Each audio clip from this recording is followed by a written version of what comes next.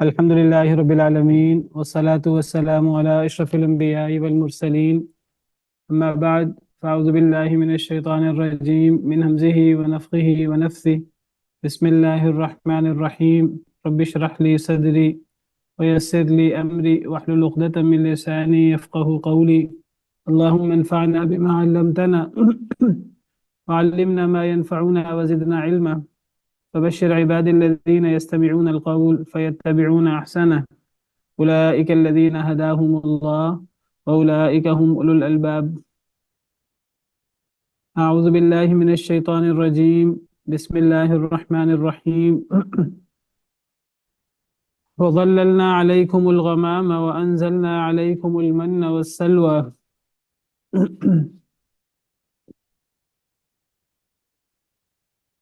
اللہ تعالیٰ نے بنی اسرائیل پر جو بڑے بڑے انعامات کیے ہم ان کا تذکرہ پڑھ رہے ہیں، اور آخری انعام جو ہم نے اپنے کل کے لیکچر میں پڑھا وہ کیا تھا؟ جی السلام علیکم۔ وعلیکم السلام ورحمۃ اللہ۔ سوال آپ کا آخری انعام جو ہم نے کل پڑھا وہ کیا تھا؟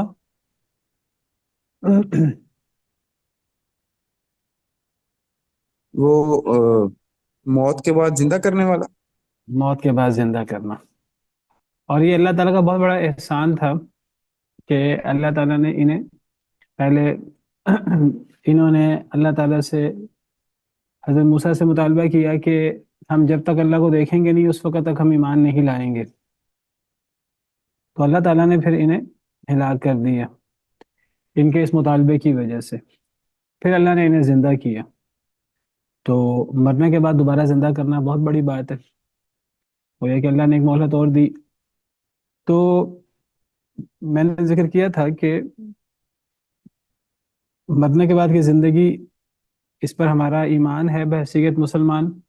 اللہ نے اس کے بہت سارے دلائل عقلی نقلی ذکر کیے ہیں، اور اللہ تعالیٰ نے اس کی عملی مثالیں بھی پیش کی ہیں۔ قرآن کریم میں بہت ساری مثالیں پیش کی ہیں۔ سورہ بقرہ میں ہی اللہ تعالیٰ نے اس کی 5 مثالیں پیش کی ہیں۔ وہ کیا 5 مثالیں ہیں؟ ایک مثال تو یہ ہو گئی، پہلی مثال یہ ہے، اور کیا مثالیں ہیں؟ 4 ایک ایک کر کے بیان کریں۔ ایک وہ گائے کے واقعے والی، ایک گائے کا واقعہ، گائے کے واقعے میں مردہ کو کیسے زندہ کیا گیا؟ وہ گائے کو ذبح کر کے اس کی کوئی ہڈی مردے کو لگائی گئی تو وہ نتیجے میں اللہ کے حکم سے وہ زندہ ہو گیا۔ ہاں، یعنی آپ دیکھیے کہ اگر کوئی ایسی صورت ہوتی کہ وہ مردے سے مردے میں جان اللہ تعالیٰ نے ڈال، جی اگر ایسی صورت ہوتی کہ یعنی اب اللہ نے مردے کو زندہ کرنا تھا تو کسی زندہ کے ساتھ لگایا جاتا تو عقلاً یہ چیز زیادہ ممکن تھی کہ چلو زندے سے مردے میں زندگی آ جائے گی، لیکن اللہ تعالیٰ نے کیسا معجزہ دکھایا کہ مردے سے مردے کو لگایا تو زندہ ہو گیا۔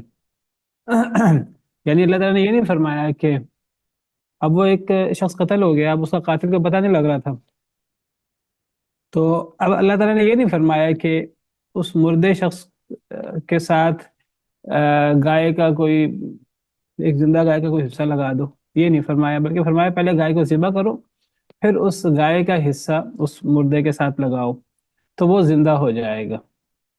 تو دیکھیے یہ کیسی اللہ کی کارگزاری ہے، کاریگری ہے، اور اللہ کے لیے یہ چیز بہت آسان ہے۔ تو یہ دوسری مثال ہے۔ تیسری مثال کوئی اور بیان کریں۔ سر وہ جو ایک بستی میں وبا لوگ جان بچانے کے لیے نکل گئے تھے پر اللہ تعالیٰ نے ان کو پھر بھی مار دیا تھا۔ جی ایک بستی میں ایک وبا آ گئی تو بہت سارے لوگ ہزاروں کی تعداد میں وہ موت کے خوف سے نکل گئے۔ دوسرے پارے کے آخر میں ہے، اللہ تعالیٰ فرماتے ہیں أَلَمْ تَرَ إِلَى الَّذِينَ خَرَجُوا مِنْ دِيَارِهِمْ وَهُمْ أُلُوفٌ حَذَرَ الْمَوْتِ فَقَالَ لَهُمُ اللَّهُ مُوتُوا ثُمَّ أَحْيَاهُمْ۔ ہزاروں کی تعداد میں لوگ موت کے خوف سے وہ نکلے، تو اللہ نے کہا کہ تم موت کے خوف سے نکل رہے ہو، تم سمجھتے ہو کہ تم یہاں وبا آ گئی ہے تو تم دوسرے شہر میں جا کے بچ جاؤ گے۔ انسان اللہ کی تقدیر سے تو نہیں بھاگ سکتا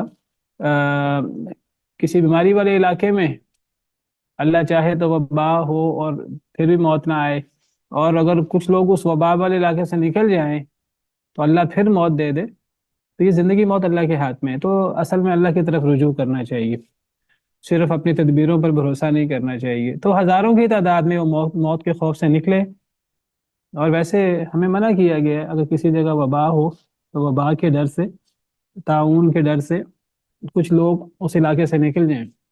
نہ اس علاقے سے نکلنا جائز ہے، نہ اس علاقے میں دوسرے لوگوں کا آنا اس کی اجازت ہے۔ اللہ پر اعتماد ہونا چاہیے، اپنی تدبیروں پر صرف بھروسہ نہیں ہونا چاہیے۔ یہ تیسرا واقعہ ہے جو سورہ بقرہ میں موجود ہے، اللہ نے پھر ان سب کو زندہ کیا۔ چوتھا واقعہ کیا ہے؟ سر آیت نمبر 66 کے اندر جو ہے، جب ابراہیم علیہ السلام نے اللہ تعالیٰ سے یہ کہا تھا کہ آپ کیسے مردہ کو زندہ کرتے ہیں، تو وہ اس چیز کو دیکھنا چاہتے ہیں، تو تب اللہ تعالیٰ نے جو ہے وہ انہیں کہا تھا کہ آپ 4 پرندے لیں اور ان کو جو ہے وہ ذبح کر کے ان کے ٹکڑے جو ہے وہ پہاڑوں پر رکھ دیں، اور پھر انہیں اپنی طرف بلائیں تو وہ آپ کی طرف چلے آئیں گے۔ تو یہ بھی ایک مثال تھی۔ جی جی بالکل ٹھیک۔ یہ چوتھا واقعہ سیدنا ابراہیم علیہ السلام کا ہوا۔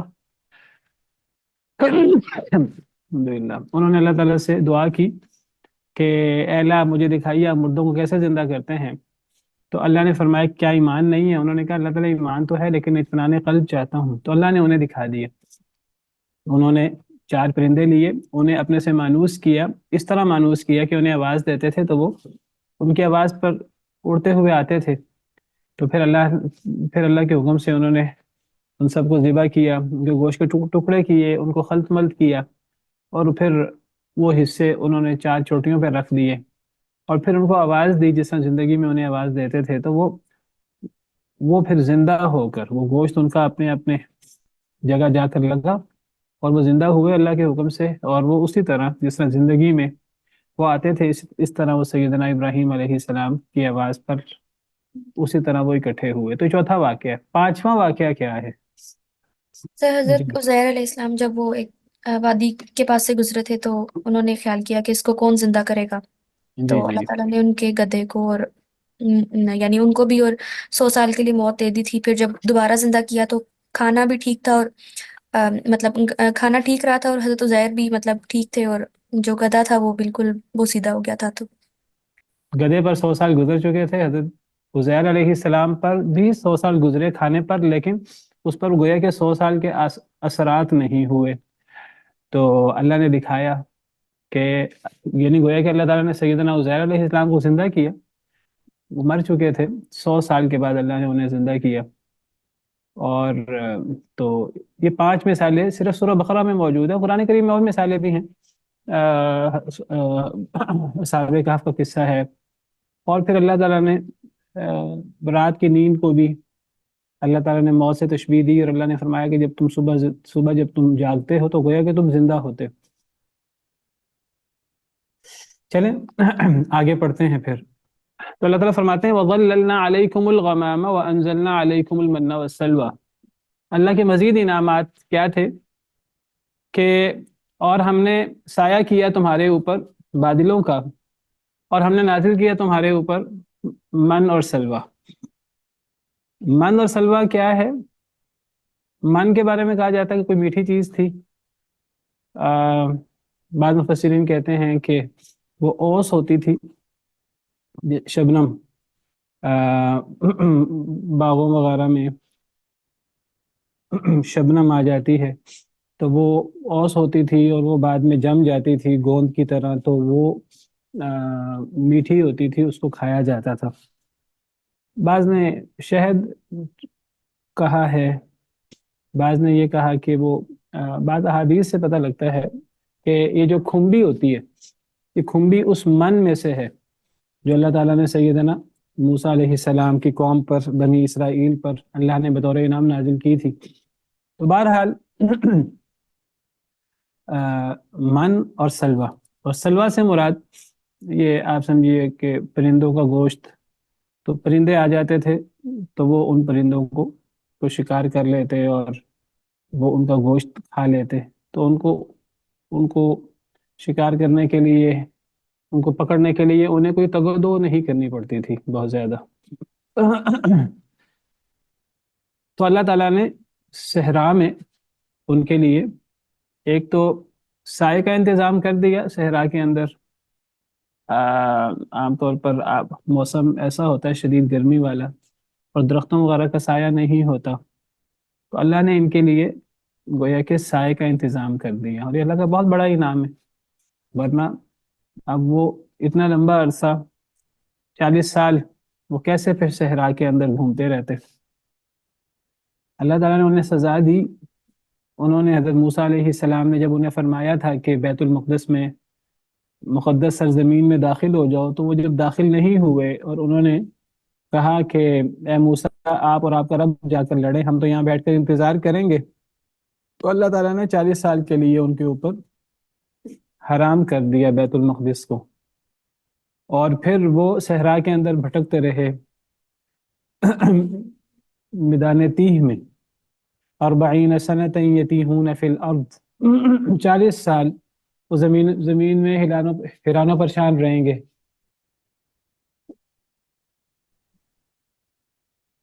تو اللہ تعالیٰ نے ایک تو ان کے اوپر بادلوں کا سایہ کر دیا، اور نمبر 2 اللہ تعالیٰ نے من اور سلوہ ان کی خوراک کے لیے اللہ نے انتظام کر دیا. کلوا من طیبات ما رزقناکم، کھاؤ پاکیزہ چیزوں سے جو ہم نے تمہیں رزق دیا. وما ظلمونا ولکن كانوا انفسهم یظلمون، اور نہیں انہوں نے ظلم کیا ہم پر، اور لیکن وہ اپنے آپ پر خود ہی ظلم کرتے تھے. یعنی اللہ تعالیٰ نے ان پر اتنے انعام کیے، اتنے انعام کے باوجود وہ لوگ مخالفت کرتے تھے سیدنا موسیٰ علیہ السلام کے احکام کی. انہوں نے حضرت موسیٰ علیہ السلام کی بات ماننے سے انکار کیا، بچھڑے کی پوجا کی اور دیگر مخالفتیں.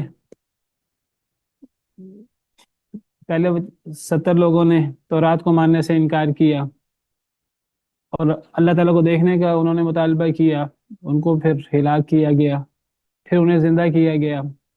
پھر حضرت موسیٰ علیہ السلام واپس آئے تو ان کے قوم بچھڑے کی عبادت میں مبتلا ہو چکی تھی. پھر اس کے بعد پھر انہوں نے قوم نے تورات کے احکامات کو ماننے سے انکار کیا، ان کے اوپر طور پہاڑ بلند کیا گیا. یعنی کون سی نافرمانی ہے جو انہوں نے نہیں کی بنی اسرائیل میں. تو وہ جو اللہ کے ان انعامات کے باوجود، ان بڑی بڑی نعمتوں کے باوجود انہوں نے جو اللہ کے نافرمانی کی، جو ظلم زیادتی کی، تو اللہ فرماتے ہیں کہ انہوں نے ہم پر کوئی ظلم نہیں کیا. ان کے اس ظلم سے سیدنا موسیٰ علیہ السلام کو، اس دین کو جو سیدنا موسیٰ علیہ السلام لائے تھے تو رات کو، اللہ کو کوئی نقصان نہیں پہنچا. ان کے اس ظلم کا نقصان انہی کی جانوں کو پہنچا. انہوں نے ہم پر کوئی ظلم نہیں کیا. وما ظلمونا، اور نہیں انہوں نے ظلم کیا ہم پر. ولیکن كانوا انفسهم یظلمون، لیکن وہ تھے اپنے آپ پر خود ہی ظلم کرتے. تو انہوں نے جتنی نافرمانی کی تو اس نافرمانی کا وبال انہی کو بھگتنا پڑے گا. بھگتنا پڑا دنیا میں بھی اور آخرت میں بھی. اللہ کو اس کا کوئی نقصان نہیں ہوتا. انسان جو بھی نافرمانی کرتا ہے اللہ تعالیٰ کی، تو اس کا وبال سراسر انسان کو ہوتا ہے. ان احسنتم احسنتم لانفسکم، اگر تم نیکی کرو تو اپنے نفس کے لیے، اپنی جان کے لیے نیکی کرتے ہو. وَإِنْ أَسَأْتُمْ فَلَهَا، اگر تم گناہ کرو تو اپنے نفس کے خلاف گناہ کرتے ہو. مَنِ اهْتَدَىٰ فَإِنَّمَا يَهْتَدِي لِنَفْسِهِ، جو بھی ہدایت یافتہ ہوتا ہے تو وہ اپنے آپ کے لیے ہدایت یافتہ ہوتا ہے، اس کی ہدایت کا فائدہ اس کو ہوتا ہے. وَمَنْ ضَلَّ فَإِنَّمَا يَضِلُّ عَلَيْهَا، جو گمراہ ہوتا ہے تو اس کی گمراہی کا وبال اسی پر ہوتا ہے، اسی کے اوپر ہوتا ہے. انسان جتنی بھی اللہ کی نافرمانی کرے، جتنی بھی چالیں چلے، جتنی سازشیں کرے، یہود بڑی سازشی قوم ہے، جتنی سازشیں کرے، دوسروں کو روکے، تو اس کا سارا وبال سازش کرنے والوں پر ہوتا ہے. جو کسی کے لیے سازش کرتا ہے، کسی کے لیے گھڑک ہوتا ہے. ہمارا محاورہ بھی ہے، اور یہ محاورہ قرآن کریم سے ہی لیا گیا ہے کہ جو جس کے لیے گھڑک ہوتا ہے وہ اسی میں گرتا ہے، خود گرتا ہے. اور یہ بات قرآن کریم میں موجود ہے، وَلَا يَحِيقُ الْمَكْرُ السَّيِّئُ إِلَّا بِأَهْلِهِ، کہ جو بندہ بھی بری تدبیر کرتا ہے، بری سازشیں کرتا ہے، بری چالیں چلتا ہے، تو ان چالوں کی پکڑ میں وہ خود آ جاتا ہے. ولا یحیق المکر السیئ الا باہلہ، یہ بری چالیں اپنے ہی اہل کو گھیر لیتی ہیں، کوئی اور ان چالوں کا شکار نہیں ہوتا۔ یعنی انسان خود اپنا نقصان کرتا ہے جب وہ خود دین سے دور ہٹتا ہے، اللہ رسول کے احکامات سے برات کا اظہار کرتا ہے، انکار کرتا ہے، دوسروں کو دین سے روکتا ہے، یا دین اسلام دین حق کے خلاف سازشیں کرتا ہے، تو اس کا وبال اسی پر ہوتا ہے۔ اس کا نقصان اللہ تعالیٰ کو یا اللہ تعالیٰ کے دین کو نہیں ہوتا۔ اللہ کو نہیں کوئی نقصان پہنچا سکتا، اللہ کے دین کو بھی نقصان نہیں ہوتا۔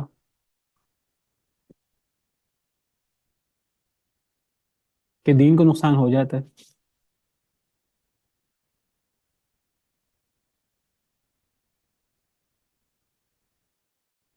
جی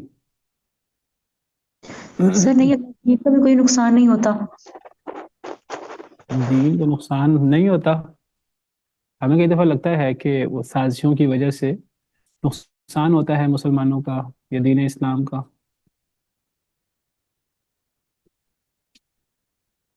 قرآن کریم کا مطالعہ کریں تو قرآن کریم کے مطالعے سے محسوس ہوتا ہے کہ نہیں، دین کو بھی نقصان نہیں ہوتا، مسلمانوں کو بھی نقصان نہیں ہوتا۔ ہم نے پڑھا سورہ بقرہ کے شروع میں، اگر آپ کو یاد ہو منافقین کا جب قصہ پڑھا تھا تو ہم نے پڑھا تھا یخادعون اللہ والذین آمنوا وما یخدعون الا انفسهم وما یشعرون، کہ وہ اللہ کو دھوکہ دینے کی کوشش کرتے ہیں، ایمان والوں کو دھوکہ دینے کی کوشش کرتے ہیں، اور اللہ فرماتے ہیں کہ نہیں وہ دھوکہ دیتے مگر اپنے آپ کو، یعنی نہ اللہ کو دھوکہ دے سکتے ہیں نہ ایمان والوں کو، ایمان والوں کو بھی دھوکہ نہیں دے سکتے، اسلام کو بھی دھوکہ نہیں دے سکتے۔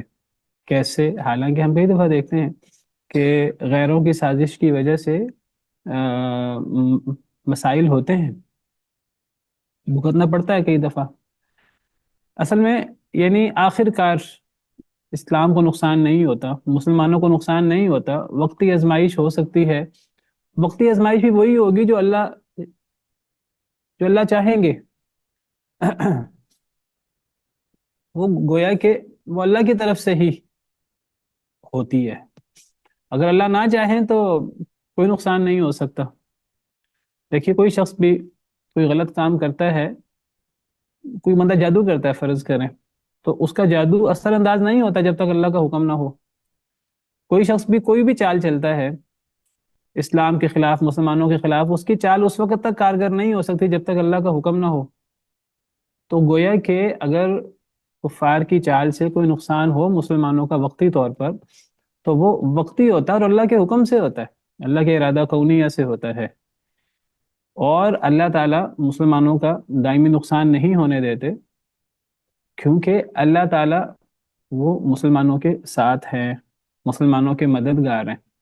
جب تک مسلمان صحیح طریقے سے اپنے دین پر عمل پیرا ہوں تو مسلمانوں کو دنیا کی کوئی طاقت نقصان نہیں دے سکتی۔ مسلمانوں کو اگر نقصان ہوتا ہے اور وہ بھی وقتی طور پر، تو وہ ان کو اپنے اعمال کی وجہ سے ہوتا ہے۔ آخر کار اللہ نے غلبے کا وعدہ کیا ہے، اور یہ صرف وعدہ نہیں ہے، زبانی وعدہ نہیں ہے، یہ عملی پورا بھی ہوتا ہے، بشرطے کہ مسلمان دین اسلام پر صحیح طریقے سے عمل پیرا ہوں۔ اور جو دین اسلام پر عمل پیرا نہیں ہوتے، اللہ ان کو بدل کر ان کی جگہ ایسے لوگ لے آئیں گے، ایسے لوگ لے آتے ہیں جو پھر دین اسلام پر عمل پیرا ہوتے ہیں۔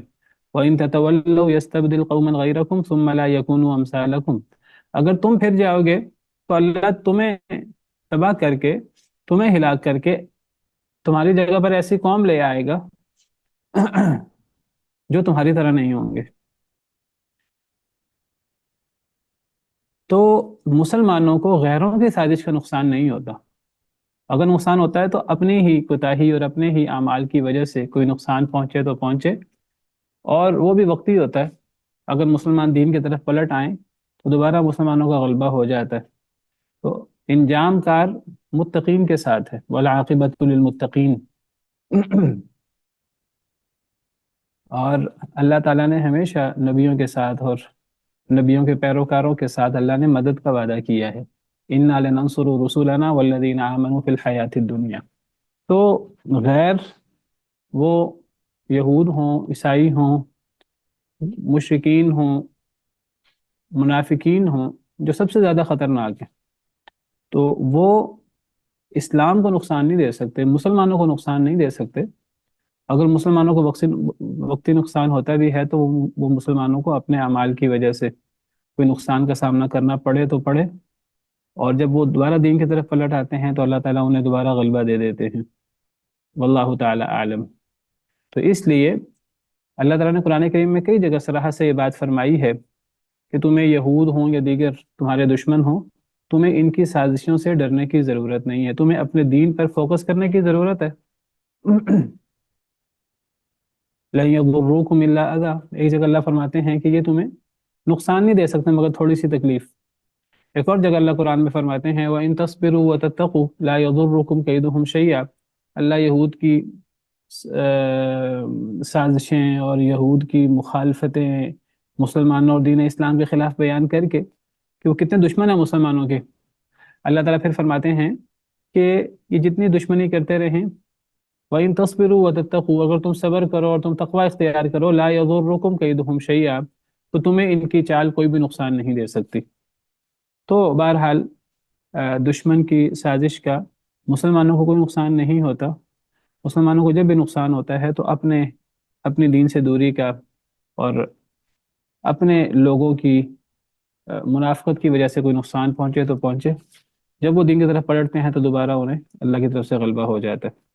وَإِذْ قُلْنَا ادْخُلُوا هَٰذِهِ الْقَرْيَةَ فَكُلُوا مِنْهَا حَيْثُ شِئْتُمْ رَغَدًا، اور اس وقت کو یاد کرو جب ہم نے کہا داخل ہو جاؤ اس بستی میں، فَكُلُوا مِنْهَا حَيْثُ شِئْتُمْ، تو کھاؤ اس سے، حَيْثُ شِئْتُمْ جہاں سے بھی تم چاہو، رغداً وافر، وَادْخُلُوا الْبَابَ سُجَّدًا، اور داخل ہو جاؤ دروازے سے سجدہ کرتے ہوئے، وَقُولُوا حِطَّةٌ، اور کہو حطہ، حطہ کا مطلب معاف کر دے، رکھ دے، یعنی اے اللہ تعالیٰ ہمارے گناہ معاف کر دے، یعنی گویا کہ حطہ کہو کا کیا مطلب ہے، یعنی گویا کہ استغفار کرو، استغفر اللہ کہتے رہو۔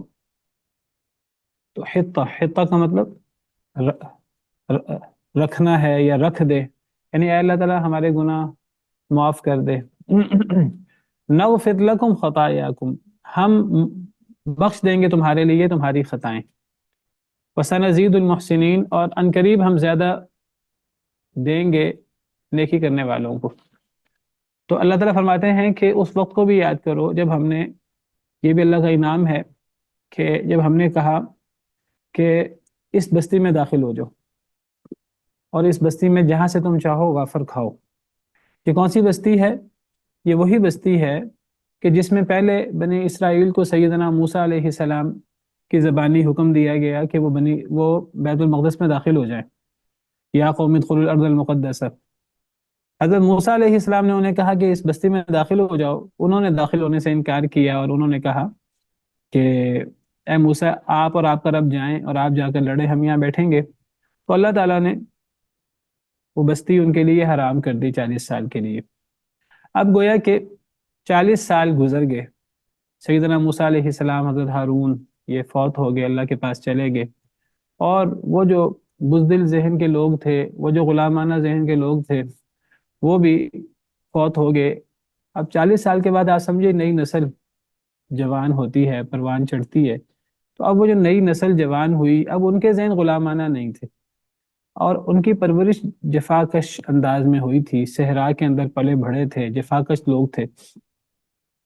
تو اب ان کو حکم ہوا، حضرت یوشع بن نون جو حضرت موسیٰ علیہ السلام کے بڑے خادم تھے، خدمت گزار تھے، یہ وہی حضرت یوشع بن نون ہے جو جب حضرت موسیٰ علیہ السلام حضرت خضر سے ملاقات کرنے گئے تھے تو حضرت موسیٰ علیہ السلام کے ساتھ تھے، جس کا ذکر سورہ کہف میں موجود ہے۔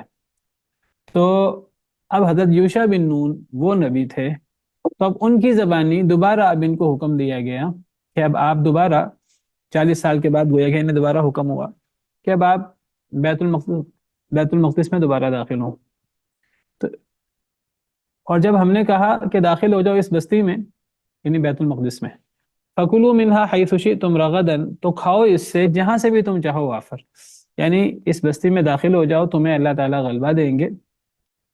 اللہ نے مدد کا وعدہ کیا، پہلے بھی اللہ نے مدد کا وعدہ کیا تھا لیکن یہ ڈر گئے تھے، تو اب اللہ نے دوبارہ مدد کا وعدہ کیا، گویا کہ وعدہ تھا کہ ان کو فتح ہو جائے گی اور پھر بیت المقدس بڑی زرخیز جگہ، بڑا وافر اللہ کا رزق. تو فرمایا کہ اس بستی میں داخل ہو جاؤ گے تو تمہیں فتح بھی ہوگی اور تمہیں پھر وہاں وافر رزق ملے گا، جہاں سے چاہو کھاؤ، اللہ کی نعمتیں استعمال کرو.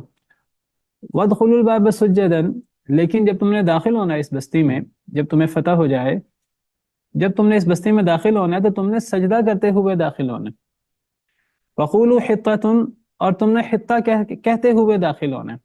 گویا کہ تم نے عملاً بھی اللہ تعالیٰ سے استغفار کرنا ہے، اور تم نے زبان سے بھی اللہ سے استغفار کرنا ہے، اپنے گناہوں کی معافی مانگتے ہوئے جو تم سے پہلے گناہ سرزد ہوئے. پہلے تم اس بستی میں داخل نہیں ہوئے، پہلے تم ڈر گئے، اب تمہیں زبان سے بھی حطہ کہنا ہے کہ اللہ تعالیٰ ہمارے گناہ، ہماری کمیاں کوتاہیاں معاف کر دے، اور تمہیں عملاً بھی سجدہ کرتے ہوئے داخل ہونا ہے، سر جھکا کر داخل ہونا ہے، سجدہ کرتے ہوئے داخل ہونا ہے. تو گویا کہ عملاً بھی عاجزی کا اظہار کرتے ہوئے اور استغفار کرتے ہوئے اور زبانی بھی حطہ کہتے ہوئے داخل ہونا ہے. نغفر لکم خطایاکم، تو ہم کیا کریں گے، ہم تمہاری خطائیں معاف کر دیں گے، جو پیچھے تم سے کمی کوتاہی ہوئی تمہارے آباء و اجداد سے، تم لوگوں سے، ہم وہ معاف کر دیں گے. وَسَنَزِيدُ الْمُحْسِنِينَ، اور عنقریب ہم زیادہ دیں گے احسان کرنے والوں کو. فَبَدَّلَ الَّذِينَ ظَلَمُوا، پس بدل دیا ظالم لوگوں نے، قولاً قول کو، غیر الذی قیل لہم، علاوہ اس کے جو انہیں کہا گیا تھا.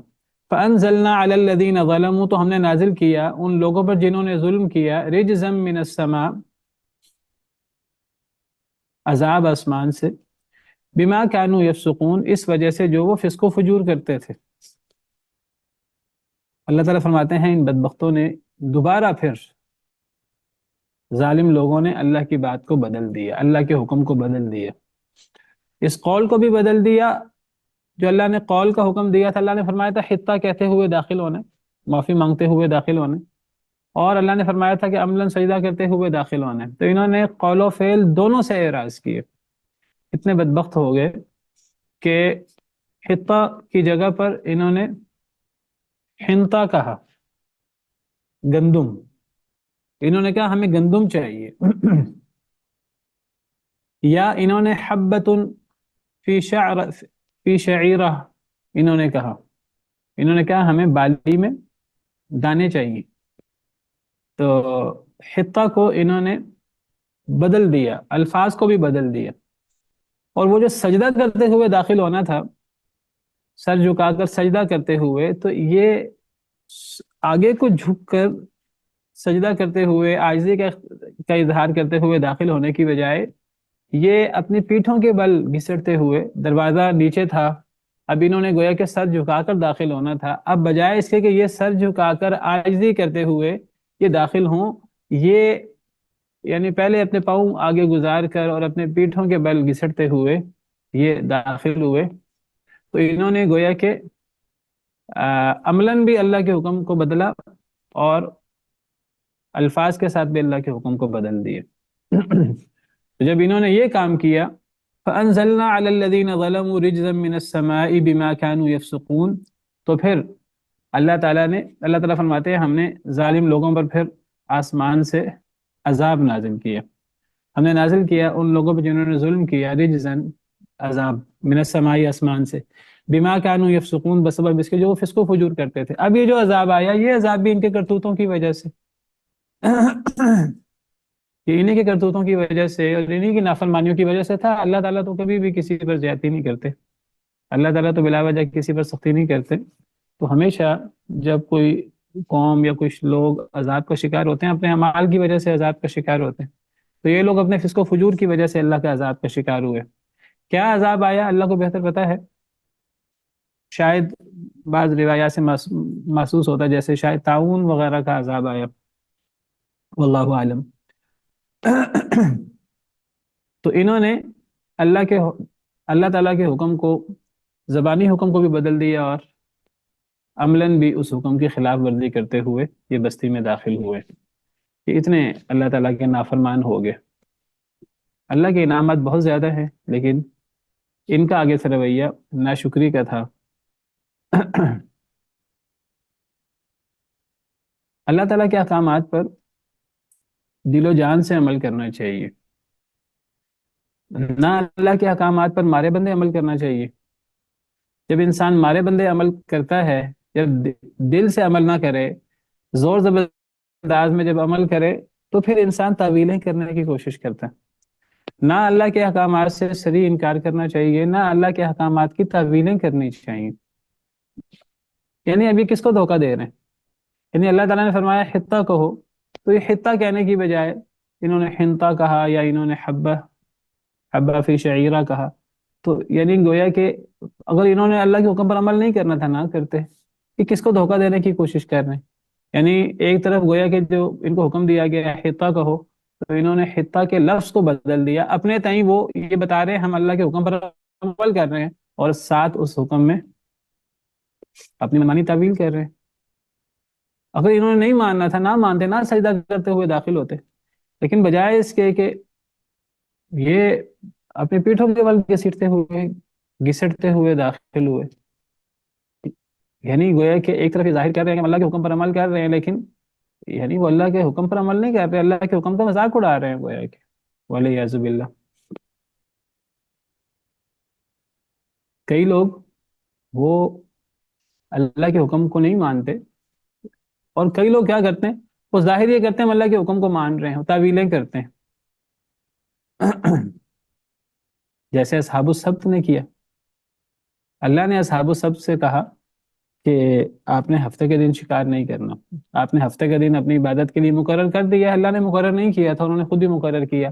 اللہ نے فرمایا کہ چلو ہفتے کے دن تم نے عبادت کرنی ہے، تم نے شکار نہیں کرنا. انہوں نے اس کی تعویل نکال لی، اس کا ہیلا کر لیا. انہوں نے ایسے رستے بنا دی.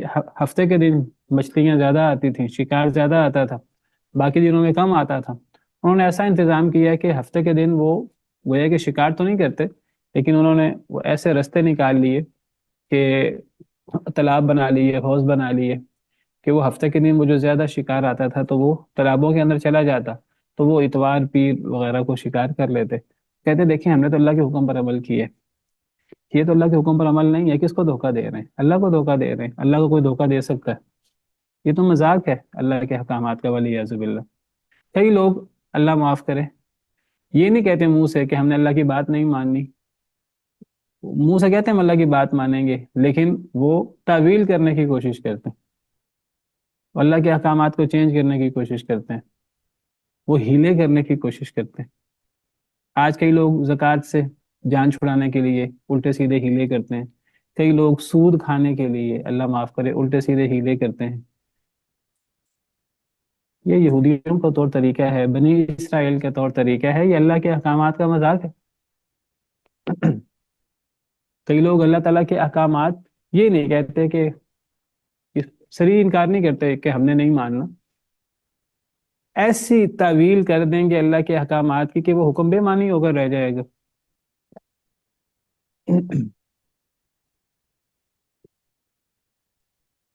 وہ اصل میں تعویل، وہ اصل میں مذاق ہے اللہ کے احکامات کا. اللہ کا حکم ہے مثلا نبی صلی اللہ علیہ وسلم کو حکم ہے داڑھی رکھی جائے، مرد حضرات داڑھی رکھیں. اب کچھ لوگ اس کی تعویلیں کرتے ہیں عجیب و غریب. جی یہ تو اس دور میں لوگ صحرا میں رہتے تھے، تو وہ سیدھی ان کو دھوپ پڑتی تھی تو وہ چہرے پر زخم پڑ جاتے تھے، تو وہ اس لیے اس دور میں حکم ملا. یہ ہمارے لیے تو حکم نہیں ہے. جہاد کا حکم ہے، جی یہ تو بس وہ قریش کے ساتھ جہاد کا حکم تھا، بنی اسماعیل کے ساتھ جہاد کا حکم تھا. وہ حکم اس دور کے لیے تھا، وہ آج کے لیے تو نہیں ہے. جو بھی حکم پیش کر دیا جائے کوئی نہ کوئی تعویل، کوئی نہ کوئی ایسی تعویل کرنی ہے کہ کسی طرح قرآن و حدیث پر عمل کرنے کی بجائے کسی طرح غیروں کی موافقت ہو جائے، کسی طرح یہود و نصارہ کی موافقت ہو جائے، کسی طرح یورپ اور امریکہ ان کے احکامات کی پیروی ہو جائے. جو وہ احکامات دیں تو قرآن کریم میں تعویل کر کے قرآن کریم کو توڑ موڑ کر ان احکامات کے لیے راہ ہموار کرنے کی کوشش کی جاتی ہے. کئی لوگ قرآن و حدیث میں تعویل کر کے یہ کام کرنے کی کوشش کرتے ہیں. حکومت نے غیروں کی دیکھا دیکھی، اپنے آقاؤں کی دیکھا دیکھی خاندانی منصوبہ بندی کا پروگرام بنایا. اس کے لیے ان کو ایسے لوگ بھی مل گئے، دین کے ٹھیکیدار، اللہ معاف کرے. کہ جی وہ دین سے ثابت ہے، منصوبہ بندی کرنی چاہیے، اتنا وقفہ ہونا چاہیے، یہ ہونا چاہیے، وہ ہونا چاہیے، تعویلیں کر کر کے جو ایسے احکامات لاگو کرنے ہوتے ہیں اس کے لیے ان کو کرائے کے پٹھوں مل جاتے ہیں، اللہ معاف کرے۔ یہ اللہ کے احکامات کا مذاق ہوتا ہے۔ یہ صرف اللہ کے احکامات کا انکار نہیں ہے، یہ انکار سے بھی بڑھ کر اللہ کے احکامات کا مذاق ہے۔ کچھ لوگ اللہ تعالیٰ کے سیدھے سیدھے احکامات جو بڑے واضح ہیں ان کو ماننے کی بجائے ان کی الٹی سیدھی تعویل کر دیتے ہیں۔ اللہ تعالیٰ بلندی پر ہیں جیسے اللہ کی شان کو لائق ہے، اس کے اتنے سارے دلائل ہیں، سینکڑوں دلائل ہیں قرآن و حدیث میں۔ سبح اسم ربک الاعلی، اپنے اس رب کے نام کی تسبیح بیان کرو جو سب سے بلند ہے۔ وہو العلی العظیم، آیت الکرسی کے آخر میں اللہ تعالیٰ سب سے بلند ہیں، سب سے بڑے ہیں۔ آمنتم من فی السماء، کیا تم آسمان والے سے بے خوف ہو گئے ہو؟ اللہ تعالیٰ آسمان والے ہیں، آسمانوں میں ہیں، بلند ہیں، یعنی آسمانوں میں بھی نہیں ہیں، آسمانوں سے بھی اوپر ہیں اللہ تعالیٰ۔ اللہ تعالیٰ عرش پر مستوی ہیں جو اللہ کی سب سے بڑی اور سب سے بلند مخلوق ہے، اور اللہ تعالیٰ عرش پر مستوی ہیں۔ قرآن کریم میں 7 جگہ یہ موجود ہے کہ استوا علی العرش، الرحمن علی العرش استوا، اللہ تعالیٰ عرش پر مستوی ہے۔ اور استوا کا مطلب سب عربوں کو پتہ ہے، عربی زبان میں سب کو پتہ ہے استوا کا معنی بلندی ہوتا ہے۔ اب کچھ لوگ جی اللہ تعالیٰ ہر جگہ موجود ہے، ہر جگہ موجود ہے، انسان کسی اچھی جگہ موجود ہے، مسجد میں اللہ وہاں موجود ہے، انسان کسی بری جگہ موجود ہے، بازار میں اللہ وہاں موجود ہے، انسان کہیں واش روم میں کسی گندی جگہ پر موجود ہے، تو اللہ تعالیٰ بس انسان کے ساتھ ہر جگہ موجود ہے، والیاذ باللہ۔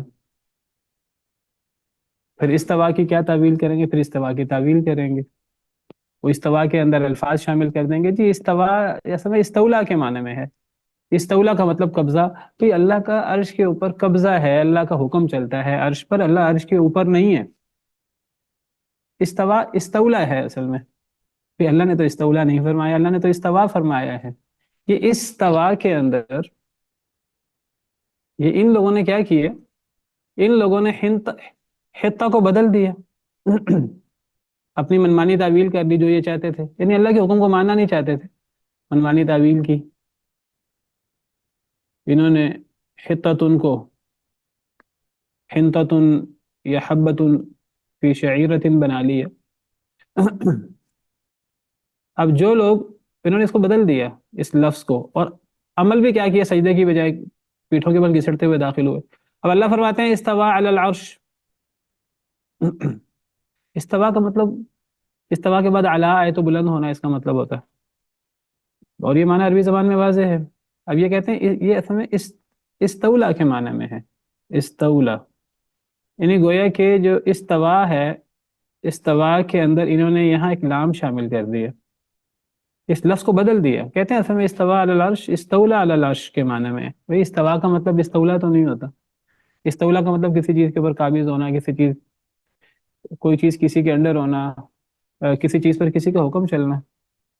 تو یہ استوا علی العرش کا مطلب ہے اللہ تعالیٰ کا حکم چلتا ہے عرش کے اوپر۔ بھئی اللہ نے تو یہ نہیں فرمایا، ٹھیک ہے اللہ کا حکم چلتا ہے عرش پر، لیکن استوا علی العرش کا مطلب یہ نہیں ہے۔ اللہ کا حکم ہر اپنی مخلوق پر چلتا ہے، اس کائنات کی ہر چیز اللہ کی مخلوق ہے اور اللہ کی ملکیت ہے، اور وہ اللہ کے لیے ہے، اور اللہ کا حکم چلتا ہے اس پر، لیکن استوا علی العرش کا مطلب یہ نہیں ہے جو آپ مطلب کر رہے ہیں۔ کیا ضرورت ہے ہمیں اللہ کے احکامات کی صریح نصوص کی تعویل کرنے کی، اور پھر اس سے نتیجہ نکالتے ہیں اللہ بلند نہیں ہے۔ اگر اللہ کو بلند مانیں گے تو پھر وہ اللہ تعالیٰ قید ہو جائیں گے، اللہ تعالیٰ محدود ہو جائیں گے۔ 6 جہات ہیں، وہ ایک بلندی ہے، ایک پستی ہے، ایک دائیں، ایک بائیں، ایک سامنے، ایک پیچھے۔ اللہ کو ایک جہت میں ہم نے محدود کر دیا ہے، تو اللہ تعالیٰ تو ان چیزوں سے ماوراء ہے۔ یہ سمجھ نہیں آئی کہ آپ نے جو اللہ نے فرمایا، قرآن کتاب و سنت کے سینکڑوں دلائل ہیں، اللہ تعالیٰ بلندی میں ہے، اور اللہ تعالیٰ، اور اس سے محدود ہونا لازم نہیں آتا۔ یہ آپ نے مسئلہ پیدا کیا، یہ آپ نے تعویل کی کہ اس سے اللہ اصل میں اللہ کا محدود ہونا لازم آتا ہے۔ آپ نے کہا کہ اللہ تعالیٰ ہر جگہ موجود ہیں، اللہ تعالیٰ ہر انسان کے ساتھ ہیں ذاتی طور پر، آپ نے اللہ کو محدود نہیں کیا۔ آپ نے اچھی جگہ پر بھی انسان موجود ہے تو آپ نے کہا اللہ تعالیٰ انسان کے ساتھ ہیں، بری جگہ بھی انسان موجود ہے اللہ نے کہا اللہ انسان کے ساتھ ہیں ذاتی طور پر. اس سے اللہ کا محدود ہونا ثابت نہیں ہوتا، اس سے تو زیادہ ثابت ہوتا ہے اللہ کا محدود ہونا. تو اللہ کے احکامات کی تعویل کرنا اور اس قسم کی دور اذکار تعویلیں کرنا، وہ معنی بیان کرنا جو نہ نبی کریم صلی اللہ علیہ وسلم سے ایسی کوئی بات ثابت، نہ صحابہ کرام سے ایسی کوئی بات ثابت، نہ تابعین سے، نہ تبع تابعین سے، نہ ائمہ کرام سے. سارے ائمہ کرام، ائمہ اربعہ رحمہم اللہ اجمعین، اور صحابہ تابعین تبع تابعین، سب کا متفقہ عقیدہ ہے کہ اللہ تعالیٰ عرش پہ مستوی ہے جیسے اللہ کی شان کو لائق ہے. اللہ بلند ہے عرش پر جیسے اللہ کی شان کو لائق ہے. ہم اس کی تفصیل بیان نہیں کرتے، جتنا اللہ نے بتا دی ہے بس اس پر ہمارا ایمان ہے. تو کہنے کا مقصد یہ ہے کہ تعویلیں نہیں کرنی چاہیے. یہ تعویلیں کرنا یہ مسلمانوں کا کام نہیں ہے. مسلمان کا کام کیا ہے؟ اللہ کے حکم کے سامنے سر جھکا دینا اور صرف عملاً اللہ کے حکم کو نہ ماننا، دل سے بھی صرف مارے بندے اللہ کے حکم کو نہ ماننا، تو مکرہن دل سے اللہ کا حکم ماننا.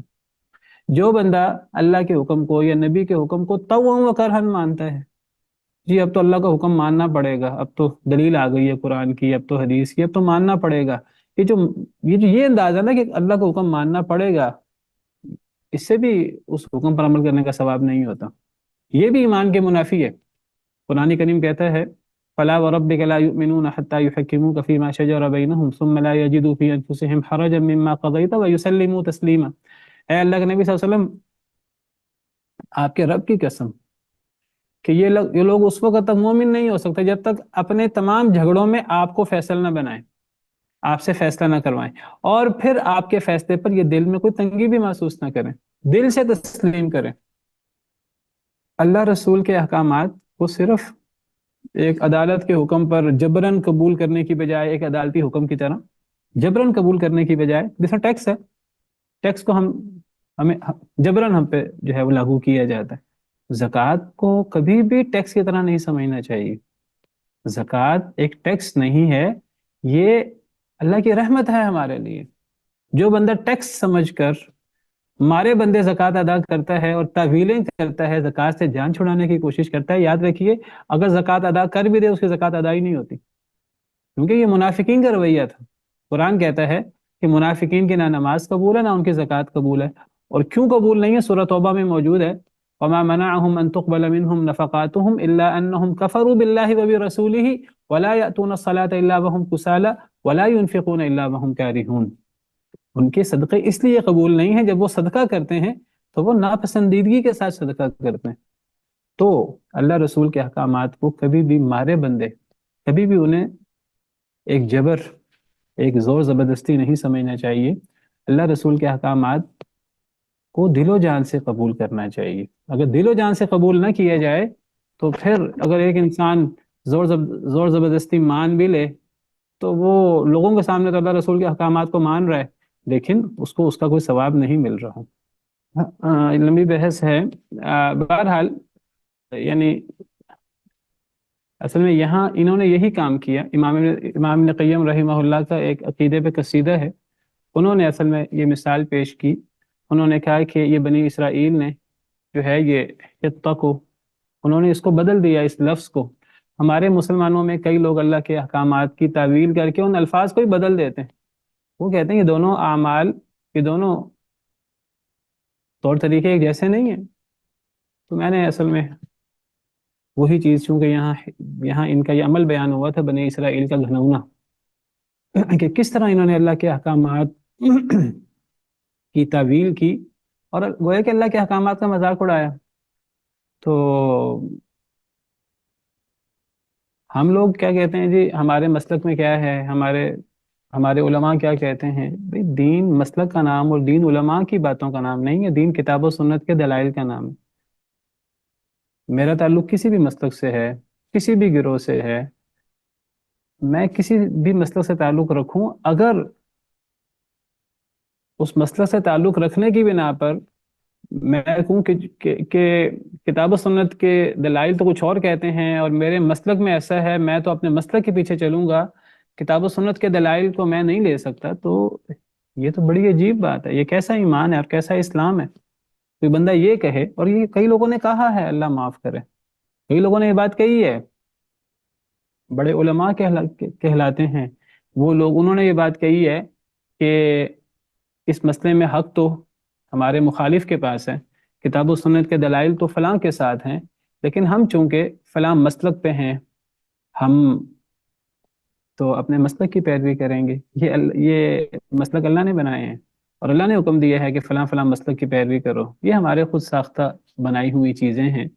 میں یہ نہیں کہتا کہ ہمیں علماء کی پیروی نہیں کرنی چاہیے، علماء کے پیچھے نہیں چلنا چاہیے، ہمیں علماء کی پیروی کرنی چاہیے، علماء سے دین سیکھنا چاہیے، لیکن یہ نہیں ہو سکتا کہ ہم کسی ایک گروہ کو، کسی ایک بات کو، کسی ایک شخص کو ہم طے کر لیں، ہم کہ جو یہ کہے کہ بس وہ معصوم ہے، گویا کہ اس کی بات ایسے جیسے نبی کی بات، اس کی بات کی خلاف ورزی نہیں ہو سکتی۔ امام مالک نے فرمایا تھا ہر شخص کی بات کی خلاف ورزی ہو سکتی ہے، ہر شخص کی، سوائے اس قبر والے کے۔ مدینہ منورہ میں مسجد نبوی میں درس دیا کرتے تھے اور فرمایا کرتے تھے کہ نبی کریم صلی اللہ علیہ وسلم کے علاوہ دنیا میں ہر شخص کی مخالفت ہو سکتی ہے دلائل کی بنا پر۔ تو بہرحال اللہ رسول کے احکامات، کتاب و سنت کے دلائل پر اللہ رسول کے احکامات پر چلنا ہے، اور مارے بندے نہیں چلنا، تعویلیں نہیں کرنی، ہیلے نہیں کرنے، سیدھا سیدھا دین ہے، اس پر سیدھے سیدھے طریقے سے عمل کرنا چاہیے۔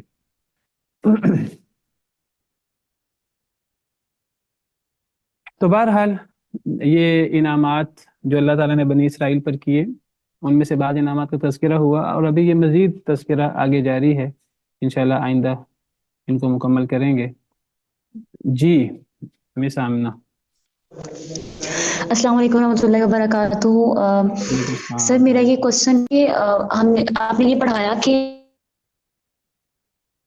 جی اللہ تعالیٰ جو ہے وہ عرش پہ مستقر ہے، لیکن کیا اللہ تعالیٰ، کیونکہ اللہ تعالیٰ کی تخلیقات ہر جگہ ہمیں نظر آتی ہیں، تو اس حوالے سے انسان اس ورڈ کو یوز کر سکتا ہے کہ اللہ تعالیٰ ہر جگہ پر موجود ہے، وجود کے اعتبار سے نہیں، صفات کے اعتبار سے؟ جی اللہ کی، دیکھیے اللہ ہر چیز کو دیکھ رہے ہیں، اللہ ہر چیز کو سن رہے ہیں، اللہ ہر چیز کا احاطہ کیے ہوئے ہیں، اللہ نے ہر شے کا علم سے احاطہ کیا ہوا، یہ بات تو قرآن میں موجود ہے، احاط بكل شيء علما ولا يحيطون بشيء من علمه الا بما شاء۔ لوگ اللہ کا احاطہ نہیں کر سکتے مگر جو اللہ چاہے۔ اللہ نے ہر شے کا احاطہ کیا ہوا ہے اپنے علم سے۔ حضرت موسیٰ علیہ السلام، حضرت ہارون علیہ السلام کو اللہ نے بھیجا فرعون کے پاس، تو حضرت موسیٰ کہنے لگے کہ اے اللہ تعالیٰ، فرعون تو میرا دشمن ہے، وہ تو ہمیں نقصان پہنچانے کی کوشش کرے گا۔ اللہ نے فرمایا ہرگز نہیں، تمہیں ڈرنے کی ضرورت نہیں ہے، اننی معکما اسمع و ارى، میں تم دونوں کے ساتھ ہوں، تو میں تمہیں دیکھ رہا ہوں، تمہیں سن رہا ہوں۔ تو قال لا تخافا اننی معکما اسمع و ارى، یہاں سے اللہ کی معیت، دیکھیے اللہ کی معیت کا انکار نہیں کرنا چاہیے، کوئی بندہ اللہ کی معیت کا انکار نہیں کر سکتا۔ اللہ کی معیت سے مراد کیا ہے؟ اصل سوال یہ ہے، اللہ کی معیت سے مراد یہ نہیں ہے کہ ہم اللہ کو اپنی جیسا سمجھنا شروع کر دیں، اور ہم کہ جس طرح ایک انسان دوسرے انسان کے ساتھ ہوتا ہے اس طرح اللہ ہمارے ساتھ ہے۔ آپ بتائیے کہ اللہ کتنے بڑے ہیں؟ یعنی یہ پوری کائنات اللہ کے سامنے کوئی حیثیت نہیں رکھتی۔ سارے آسمان، یہ کائنات کتنی وسیع ہے، سارے آسمان قیامت کے دن اللہ رب العالمین کے دائیں ہاتھ کے گرد لپٹے ہوں گے، ہے کہ نہیں؟ قرآن میں موجود ہے۔ ساری زمینیں قیامت کے دن اللہ رب العالمین کی مٹھی میں ہوں گی، ہے کہ نہیں؟ قرآن میں موجود ہے۔ وما قدر اللہ حق قدرہ والارض جميعا قبضته یوم القیامت والسماوات مطویات بیمینہ۔ اللہ اتنے عظیم ہیں، اتنے بڑے ہیں کہ یہ پوری کائنات اللہ رب العالمین کے سامنے کوئی حیثیت نہیں رکھتی۔ یہ سارے آسمان زمین، اللہ کی کرسی اتنی بڑی ہے کہ سارے آسمان زمین اللہ کی کرسی کے سامنے یہ حیثیت رکھتے ہیں۔ بعض احادیث سے پتہ لگتا ہے جیسے ایک بہت بڑے صحرا کے اندر چھوٹا سا چھلا ہو، اور اللہ کا عرش جو اللہ کی سب سے بڑی مخلوق ہے اپنی جسامت کے اعتبار سے اور خوبصورتی کے اعتبار سے، اس کے سامنے اللہ کی کرسی ایسے ہے جیسے ایک بڑے صحرا کے اندر چھوٹا سا چھلا ہو۔ اللہ کی مخلوق اللہ کے سامنے اتنی حیثیت رکھتی ہے، تو اب اللہ یعنی اللہ ہر ایک کے ساتھ ہے، اس سے مراد یہ کہاں سے ہو گیا کہ جیسے ایک انسان دوسرے انسان کے ساتھ ہوتا ہے اس طرح کر کے ہم اللہ تعالیٰ کے بارے میں تصور کرنا شروع کر دیں؟ اللہ تعالیٰ تو اتنے بڑے ہیں کہ پوری کائنات اللہ کے سامنے کوئی حیثیت نہیں رکھتی. تو اللہ کی معیت، اللہ ہر ایک کے ساتھ ہیں اور یہ معیت حقیقی ہے، لیکن اس سے مراد ایسے نہیں جیسے میرے ساتھ میرا کوئی بھائی، میرا کوئی دوست، میرا کوئی پارٹنر میرے ساتھ ہوتا ہے، کہ اللہ کو اس طرح کر کے اگر ہم سمجھنا شروع کر دیں گے. دیکھیے ہم کہتے ہیں، عرب لوگ کہتے ہیں سرنا والقمر معنا، ہم چلے اور چاند ہمارے ساتھ ساتھ تھا، ہم چلے سورج ہمارے ساتھ ساتھ تھا. چاند اور سورج ہم جہاں بھی جاتے ہیں ہمیں اپنے ساتھ ساتھ چلتے نظر آتے ہیں. یہ تو اللہ کی مخلوق ہے بڑی بڑی، اور اللہ خود کتنے بڑے ہوں گے. تو اللہ کے بارے میں یہ تصور کرنا کہ اللہ کی معیت سے مراد ہے کہ اللہ تعالیٰ انسانوں کی طرح، اللہ معاف کرے، ایک دوسرے کے ساتھ ہیں، یہ تو اللہ تعالیٰ کو محدود کرنا ہے. اور انسان اچھی جگہوں پر بھی ہوتا ہے، بری جگہوں پر بھی ہوتا ہے، پاک جگہوں پر بھی ہوتا ہے، گندگی والی جگہوں پر بھی ہوتا ہے.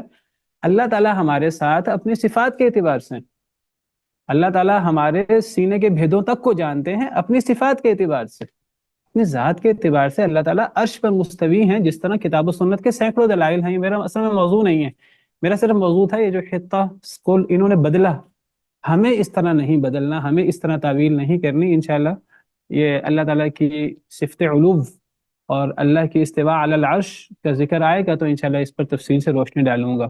تو اللہ کی صفت معیت اور صفت استواء اور صفت علو کا کوئی ٹکراؤ نہیں ہے آپس میں.